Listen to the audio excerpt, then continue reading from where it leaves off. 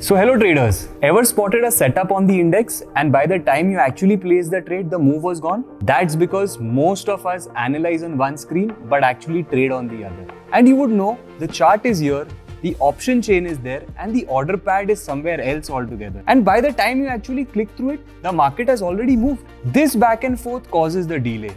And this delay means one thing for you guys: slippage, missed trades and a lot of frustration. But what if you could act on the very chart that you're analyzing? Interesting, isn't it? And that's what Trade on Index exactly does for you. A very new feature where you no more need to switch between screens. You can trade options directly from the index chart or the watch list. Select the call option or put option that you want to buy or sell and set the quantity at once. So what about stop loss and targets? Trade on Index allows you to just drag and drop lines on the chart. That's the beauty of the feature. And further, OCO and conditional orders are also supported. So now guys, think you can enjoy all the trading features in one single place, whether you want to manage your risk or whether you want to maximize your trade. Interesting, isn't it? As a trader, when you're next time watching an index, you don't lose time between switching screens. You stay right where you are and you trade directly. That's what Trade on Index by Angel One is. Explore and experience the difference.